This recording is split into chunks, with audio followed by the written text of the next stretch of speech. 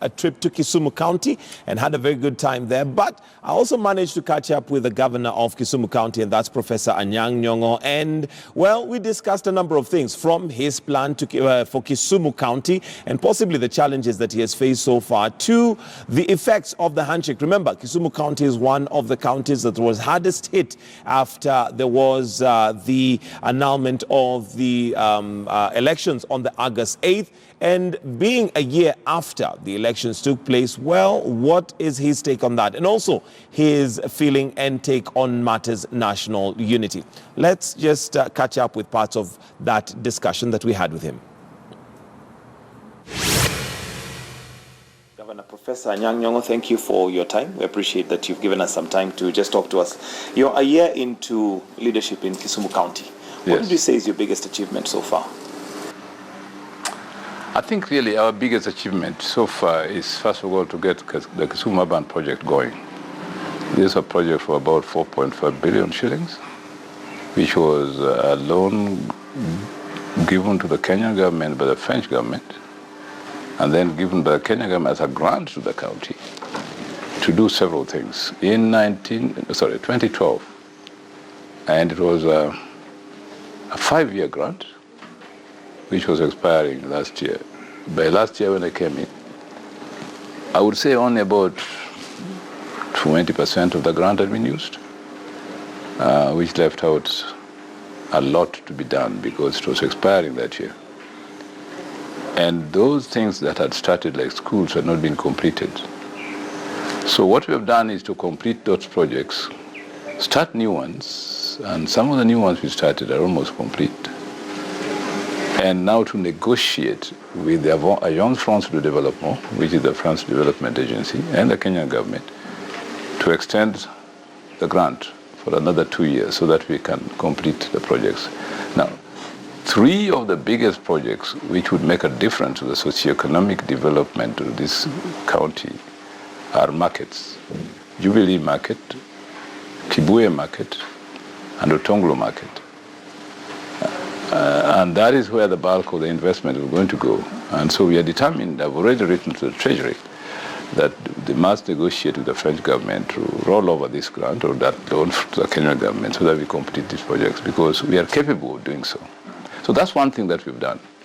The other thing that we've done, which is very important, is of course to set in motion the implementation or devolution of the grassroots, which is very important because on that implementation or devolution depends the rolling out of a lot of grassroots projects. And that includes, 1, establishing village councils, and 2, establishing certain urban councils, particularly properly establishing the Kisumu City Management Board, which we have done, to make the city properly governed under the Urban Areas and Cities Act. We're in the process of establishing similar local authorities in surrounding urban centers, particularly Maseno, Ahero, Kombewa, and so on, because that will give good governance. Thirdly, which is very important, is to initiate the geophysical planning and spatial mapping for Kisumu City, because without that, you cannot really develop the city properly. This involves zoning the city so that we know where to put industries, residential areas, and so on, what kind of residential areas, so that we know how we initiate urban renewal by building proper infrastructure, sewage, drainage, roads, water supply, electricity. We already have quite a good water supply in the city, but it doesn't go to suburban areas of the city. Okay. One of the things that you had in your manifesto is the 5-member village council, which you've alluded to. How far are you on that, and how is that going to improve the governance structure? Because one of the challenges we've had with devolution is purely having a structure that is able to work. If you look at the County Government Act, it is envisaged that village councils will be the smallest units of devolution. The county government is, however, allowed to propose even certain smaller units of devolution. We don't think at the moment that that is necessary until the village councils work And until we prove whether lower levels of devolution are necessary, let's say at the smaller units, we don't think we are going to do that. But we are assigning village councils 5 major responsibilities, which I call where the rubber touches the ground in the villages: access roads, environment, water, health. You know, universal health care requires proper family health systems, public health at the grassroots, and primary health care. You cannot do that without village councils. So we are assigning village councils those 4 functions, and finally cultural matters. Okay. One of the things that we know is that Kisumu is one of the counties that universal health care is going to be rolled out, or is already in the process. And there are those who possibly would want to know how exactly that is going to work out. What is your, what do you see as universal health care in Kisumu County? If you look at Article 43 of the Constitution, universal health care is described very simply as access to quality, affordable health care. Quality, affordable health care. That means that every Kenyan should have access to such health care, including reproductive health care. Now, better said than done. To the practical level, it simply means that what we have at the moment, and what I really fought for when I was Minister for Medical Services, was to expand the coverage of National Hospital Insurance Fund, so that when you are insured, you're not just insured for covering inpatient care, which is what NHIF was doing until I became Minister for Medical Services, but we expanded it to include outpatient care, including pharmaceutical services, which we managed to achieve. And now NHIF is much more robust than it was before. But we want to take NHIF a notch higher. We want to say that, look, it's not just enough to cover inpatient and outpatient care. We must make NHIF not simply a national hospital insurance fund, but a national health insurance fund. Insuring health is much more than just going to be treated in health facilities. Insurance health means preventive health care, primary health care, and public health care, which means that you have to deal with matters of environmental care, availability of drinkable fresh water, and the use of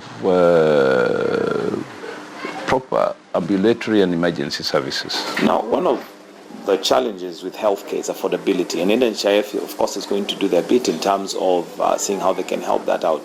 But how is Kisumu County going to ensure that the hospital is accessible, first of all, to all, not just those who are able to come to the city, but even those who are in the villages? Well, our idea of a hospital is not just in the city. Our idea of a hospital is the countryside as a whole. You remember units like dispensaries and health centers and level 4 hospitals are spread all over the country. In each and every sub-county, we have a level 4 hospital. Like in Sembe sub-county, we have Kombewa Hospital. In Nyando sub-county, we have Ahero. In Moroni, we have Moroni. In Nyakach, we have Papunditi, and so on. These level 4 hospitals should be able to do most of the things that can be done in the referral facilities like Jaramogi Oginga Odinga Teaching and Referral Hospital.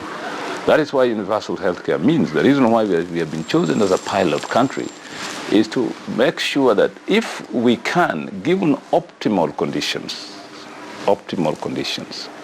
given that we have proper equipment and human resources at every health facility, can we deliver universal healthcare?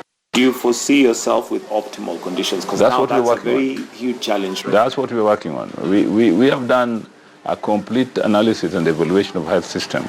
We know exactly what gaps exist in our health system. The gaps that exist that in terms of equipment, access to pharmaceutical services, in terms of personnel. We know those gaps. We must fill those gaps within the year. And secondly, at the very primary level, at the village level and home level, we must have proper family health care and proper primary health care. There are these so-called voluntary health workers, men and women working in the grassroots, dealing mainly with public health matters and primary health care matters.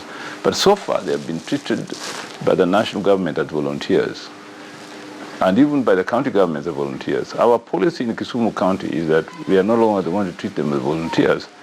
They will be called Kisumu County health workers. We shall pay them a salary.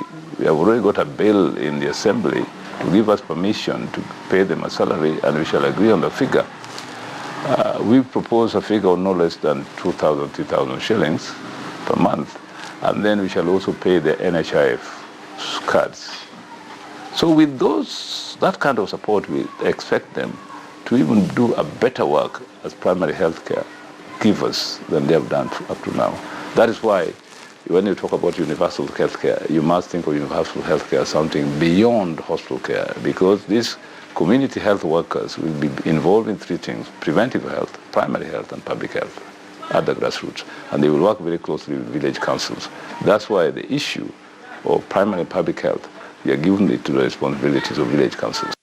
And what's the time frame that you see that happening? You have 5 years, we're already into a year. Well, it's already happening already. For us, we started our universal healthcare initiative last year, before even we were chosen as a pilot. Even if the government didn't come in, we were going to march on.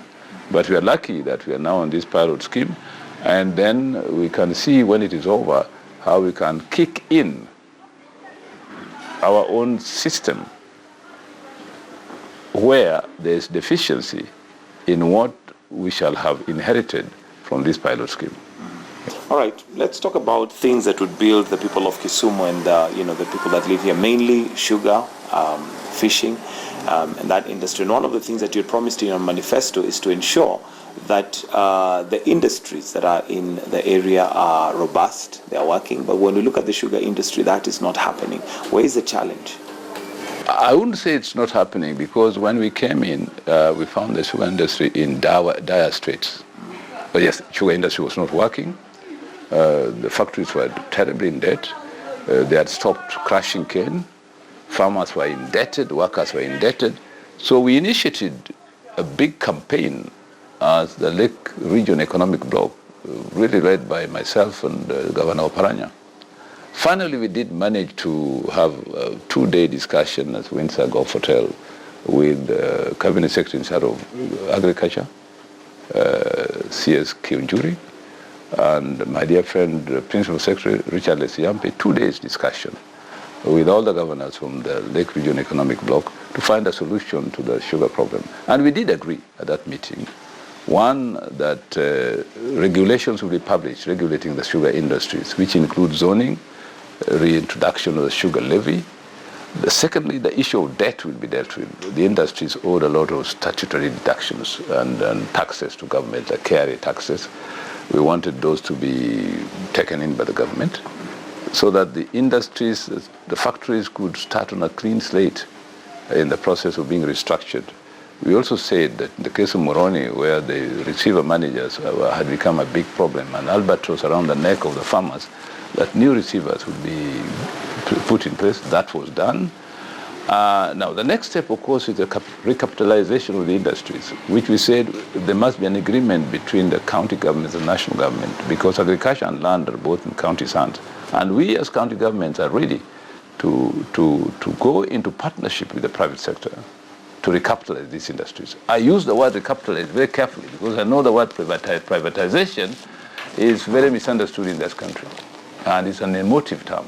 I know exactly what it involves, but essentially, if the factories can be recapitalized and restructured with better management and equipment brought in, which is not rocket science, really, we have people in the wings who are ready to work with us in the counties. Okay, and how long do you see this, taking shape and having that industry as robust as it should be? I mean, right now, we know that we're bedeviled with issues regarding sugar because we had to import, and we do know that we're not able to produce enough. We are able to produce enough. As you can see, we are able to produce enough, but sugar industry has been sabotaged for many years by the sugar barons who would rather import cheap sugar and not let our factories work. So as the governor of Kisumu County, how would you weigh in to ensure that, first of all, those barons are stopped? My proposal to the Kenyan government, and this is something that President Uhuru Kenyatta should take very seriously, if we are going to deal with corruption in the sugar industry, ban sugar imports completely. And focus on improving production in our sugar industry, because we are capable of doing it. We have. So you see that done in gradually. It's not gradually. Not gradually. You can do it very, very quickly. I mean, look, very drastically. First of all, the kind of sugar we are importing is not even useful to us. It's full of chemicals. Why are you importing in the first place? You want to kill people. So the best thing is not to import it. And in any case, if you don't import sugar, nobody's going to die. Sugar is not really very essential for our health. It is harmful. I would tell people not to take sugar in their tea or anything. Leave industrial sugar for those people who make alcohol and industrial products like those.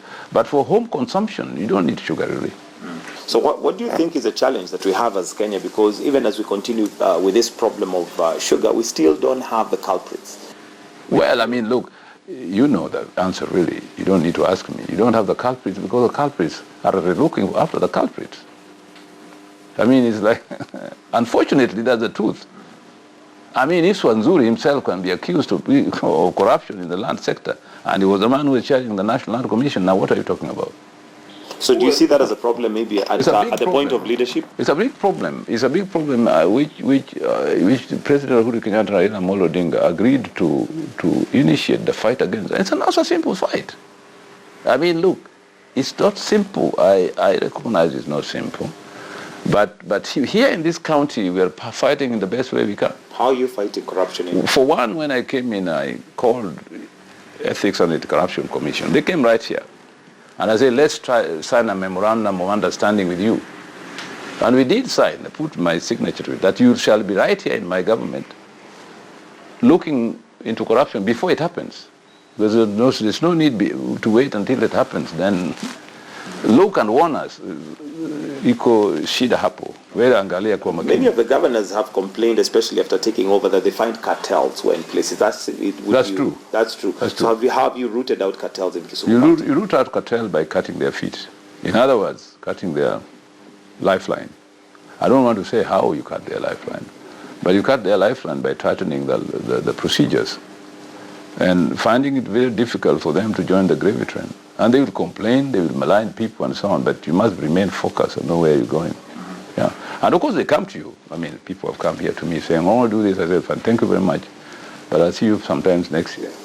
Okay, so what would you say has made Professor Anyang Nyong'o different from other governors in terms of now fighting that corruption? And I know that is what you're doing here, but what has been your difference? What is your secret? I don't know the difference, but I know what I'm doing. I know that I joined politics in my history as we will be fighting this corruption for many years. I was chairman of the Public Investments Committee in Parliament in 93, 94, 95. And to tell you the truth, it's our report which led to the establishment of the Anti-Corruption Commission, the establishment of the Anti-Corruption Economic Crimes Act. Yeah. And then, of course, when I joined the Senate, I was also chairman of the Public Accounts and Investment Committee, as well as the Select Committee on Kenya Airways, which really stopped Kenya Airways from going into the brink. And now Kenya Airways, you can see, is flying, and I meet Michael Joseph quite often to compare. All right, so what advice would you give the national government in fighting corruption? Because this has something that has been fought since independence. I think these initiatives that are being taken now are good. I mean, look for the culprits and deal with them. I mean, remember the colonial government had a very interesting motto. You go into an area and say, where is the chief? You know, the African chiefs, you want to deal with Africans, where is the chief? You go to Uganda, you find the Kabaka, wewe, chukua kiti. And you make him a paramount chief or something. You recognize him, and give him powers. So if you're going to fight corruption, you have to look into the corruption cartels and give somebody with teeth, Director of Public Prosecution, and say, chukua kiti, fanya kazi. Yeah. So do you think so far it's because they're not known, or? No, they're known, but you see, as you say, you are talking of cartels. Do you know what the word cartel means? The word cartel means something like a labyrinth. You know, I'm a labyrinth, which goes round and round, comes back to the same place. You're pursuing, and then you come back to the same place. And what was I doing? Where am I going? Going round in circles. Yeah, going around in circles. And I think it's the responsibility of the national government to break that circle. And I think that the agreement that President Raila Amolo Odinga signed to do this, I don't know the content, but from what I can see, apparently it must have been very serious because things have been happening. And look, you and I cannot tell, really, let's be honest. We cannot tell what is there tomorrow. But what we can do as a social scientist, what I can do is deal with the evidence as I see it. And say, on the basis of this evidence, is it possible to protect something? And I think on the basis of the evidence we have, it's possible to predict that this battle against corruption has a high chance of winning. Whether it will win, please don't ask me because I can't tell that. That remains to be seen. So far you'd agree that the handshake has worked positively for Kenya, but that has not dealt with some of the historical injustices that have been there for a long time, which unfortunately make us go to war almost every 5 years. What do you see as the way forward? Now that the handshake is there, what are the next steps that need to be taken? There are two things that must be done. Look, these things we did them during the post-election discussions. The national agenda, that was agreed on after the post-election violence. The thing that we signed with Kofi Annan. One of the elements of that agenda was to establish the National Reconciliation, Truth and Reconciliation Commission. It is necessary. Everything to be done was enshrined in the Truth and Reconciliation Commission. The thing that we did as in fulfillment of the agenda was the Constitution. The other thing that was meant to be done was land reform. That has not been done. So we really must get down to Truth and Reconciliation Commission, get down to serious land reform, because in a place like Coast, for example, injustices on land is still there as part of historical injustices, but those are all tied together. These are difficult projects to undertake, but they must be undertaken. We should not bury our heads like the proverbial ostrich in the sand and pretend everything's going to go away. It's going to be all right. It's good in music, but it's going to be all right. It's not really good in practice, especially after what Kofi Annan did and what we assigned ourselves to do and we didn't do. And you've been in politics for a long time as a leader. Now you're a leader, still a leader even in Kisumu County. What is our problem? We have so many commissions that have been formed that have given us insight. If it comes to electoral injustice and our electoral system not functioning, we have files and files of advice that have been given. We have the TJRC, which are all gathering dust. Why are we not able to implement these things? Because of vested interest. And apparently this vested interest seems to go from generation to generation. And I have written extensively. One of the reasons why we cannot do these things is because we adopted a terrible system of governance called the presidential system. Absolutely useless in societies which are highly plural, and both in terms of ethnic, religious and regional terms. When you have societies, very highly pluralistic society like ours, you don't need a presidential system of government because people will fight hard to get there like they do. And when you get there, you are beholden to the social forces that have gotten you there. In Kenya, it's usually tribal forces. These tribal forces are very rigid. They don't open themselves up to dialogue, discourse, and fairness. You see, they are like, they enclose you, they're exclusive. And once you have a system which is exclusive, it cannot reform itself. It tends to be rigid, like feudalism in Europe. It's so rigid that the only way you can change feudalism is cut off the head of the king. The British did it several times. They found, no, we can't keep on just cutting heads of the kings all the time. We must find a better system. So in the year 2012, they signed the Magna Carta and thought the Magna Carta was going to solve their problems. Unfortunately, the kingship was not eliminated by the Magna Carta. It was not until 1698 when King James's head was cut off again in the Glorious Revolution that the English realized that there should be a better system of government. They started moving very systematically towards parliamentary democracy. Ever since the British established parliamentary democracy, no prime minister's head has been chopped off. So you'd vouch for the amendment of the Constitution? Yeah. We must. If we don't, again we shall be buried our heads like the proverbial ostrich in the sand. We will never have a truth and reconciliation justice. Is that the genesis of our problems, especially when it comes to elections? So why are we not sorting it out now while we have this relative calm and with a handshake? And I hope that, I sincerely hope, that must be one of the items of agenda that the two must, if they are serious about change, they must have agreed on that. If they didn't, then I'm sorry, the handshake will come for naught. So what structure would you see in place working for us, a parliamentary system? A parliamentary system, an exclusive parliamentary system, because inclusion is important. Like now, you know why the country is calm? Because people feel included. I mean, just yesterday we were in State House celebrating Phoebe Asiyo's book, It Is Possible, Speeches of a Kenyan, of an African woman, or the autobiography of an African woman. And everybody was there from all political persuasion, and you could see the mood, you could feel the atmosphere of Kenyans, of friendliness. Nobody was holding back. I mean, imagine the potential of such a nation, how far it can go. And I saw the President, Right Honorable Raila Amolo Odinga on the stage, and Deputy President Ruto on the stage, and CS Margaret Kobia over there, and Phoebe Asiyo. And Phoebe Asiyo gave a fantastic speech, which really moved people.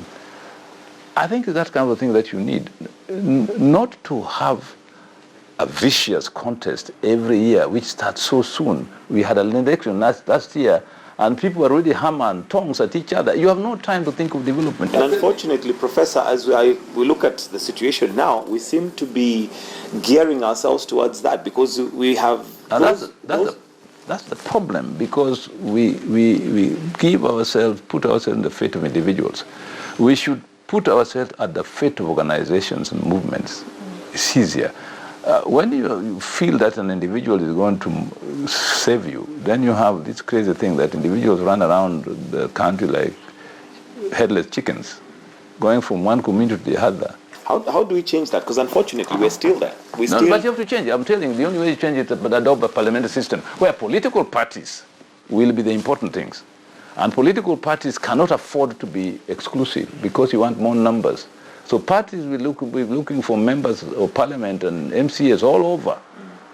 Look, I tell you the difference. Small parties don't seem to be too much confined to individual image. Small parties tend to go everywhere looking for members. The other day I found Alfred Mutua here saying he has an MCA, I don't know, somewhere in Karachuonyo. He was going to look for. I mean, if Mutua was a big party, he would say, well, I mean, here, I don't have my support. Let me go and concentrate on my base. Have a base. Yeah. And I think that if you have a parliamentary system, you will have a plethora of small parties running around, getting members of parliament and MCAs and so on. And then after election, they realize, well, I don't have enough members of parliament in this county. Let's sit together and see how we coalesce.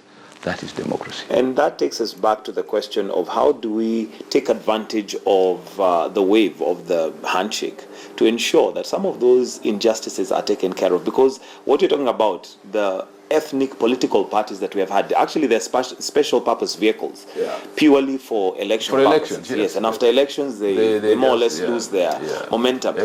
How do we change we need a paradigm shift. We need a paradigm shift, but the paradigm shift, just like the paradigm shift came in 2010 when we had the new constitution, and when you had now special dispensation like the disabled and so on, there was a paradigm shift. People now started thinking, oh, look, we have got so many members of parliament.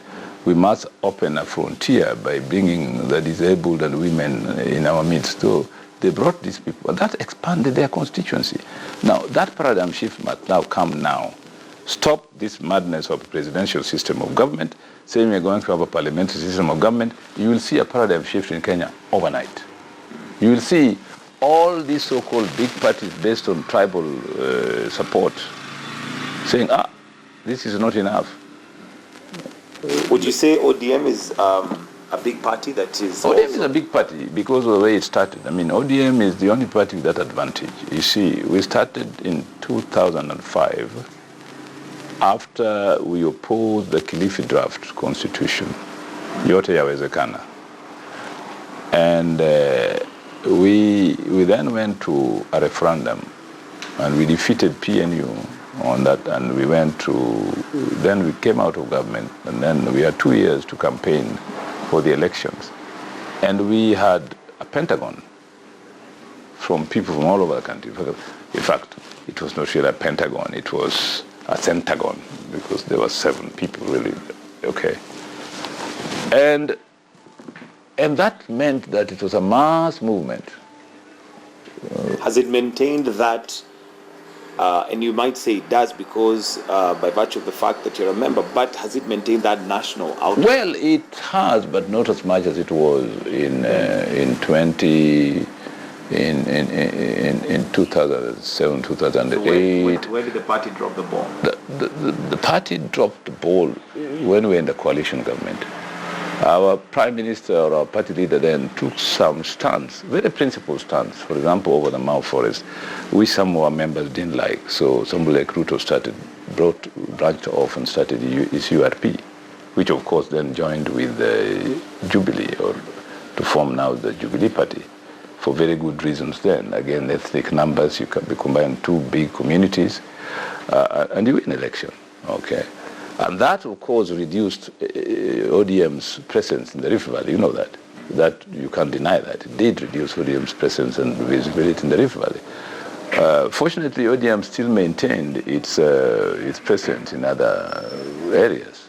Western Coast, Nyanza, to some extent, northern Kenya, Nairobi, and pockets of eastern region.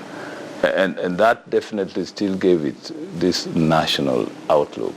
But as long as we have a presidential system government, even a party like ADM will suffer. I'll give you an example, a very practical example. In 1996, when Ford Kenya was in a lot of problems, and I'd been the secretary for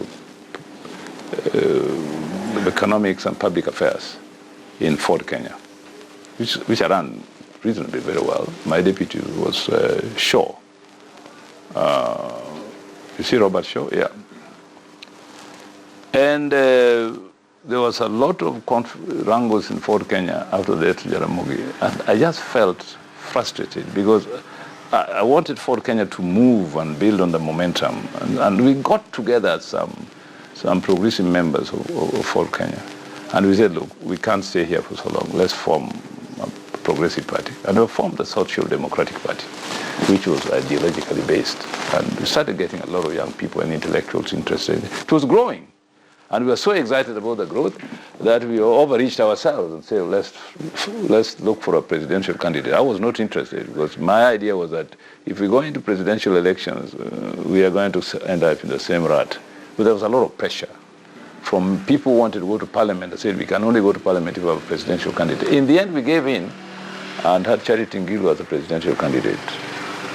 But in Kenyan's parlance and perceptions, it now became a Mkamba party, you see. And when we went to parliament, of course, Charity came with so many members of parliament from Mukambani that they say, wow, this is our party.